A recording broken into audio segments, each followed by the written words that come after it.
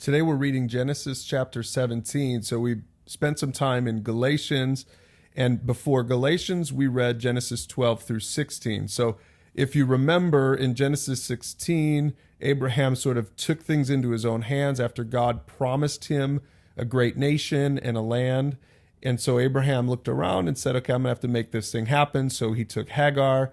He had a child through Hagar, but it turns out, here we are in verse 1 of chapter 17, that child, Ishmael, was not the son of the promise.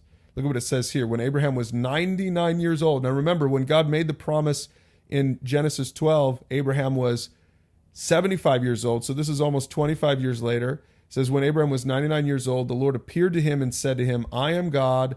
Walk before me, be blameless, that I may make my covenant between me and you and may multiply you greatly. It says then that Abraham fell on his face, and God said, behold, my covenant is with you, and you shall be the father of a multitude of nations. So there's that promise, right? That you're going to be the father of a multitude of nations. And in blue here, we notice that then God changes his name. You won't be called Abraham anymore, or Abram anymore. You'll be called Abraham, which means father of nations. And then back to the promise, verse 6 in yellow. I will make you exceedingly fruitful, and I will make you into a nation, right? And kings shall come to you. So promise number 1. I'll establish my covenant between me and you and your offspring after you throughout their generations for an everlasting covenant. So it's not just a short-term thing. To be God to you and to your offspring after you.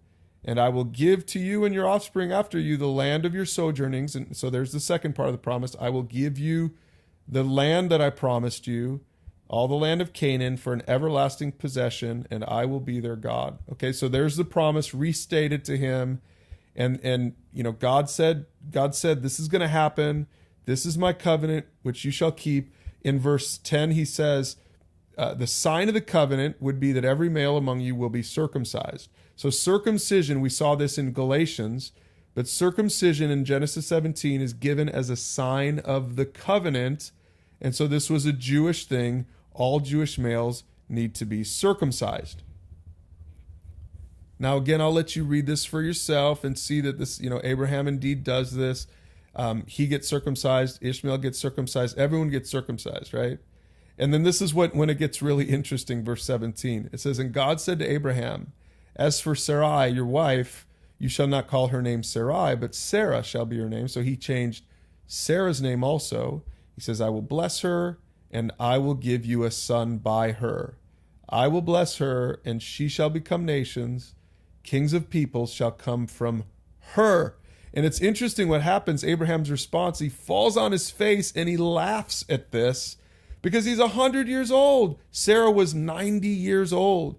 And he said, there's no way that this can happen. In fact, he said, that Ishmael might live before you, which I think in essence was God, look, I already have a son. He's 13. How about this guy? Why can't you let the promise come through this guy? And God said, nope, I had this in mind all along. This is the child of Sarah. Miraculously, Sarah would have a child, which is really what faith is all about, right? It's about not taking it into your own hands and trying to make it happen yourself, which is what Abraham and Sarah did when Abraham impregnated Hagar and they had Ishmael in the last chapter. But this is just to show the way God works. Faith is really miraculous, isn't it? Right? God ends up giving them a child through Sarah, miraculously through Sarah. What a powerful example of what it means to be a person of faith, right? And so now that you read Genesis 17, you can go back and really understand what Paul was saying in Galatians when he was interpreting all of this in the light of Jesus, right? That we come to God by faith. We don't come to God by trying to make it happen ourselves and by our own merit and by our own works. So that's Genesis 17. I hope that gives you enough to read it for yourself. Go ahead and read it a couple times, journal on it, and we'll see you tomorrow for chapter 18.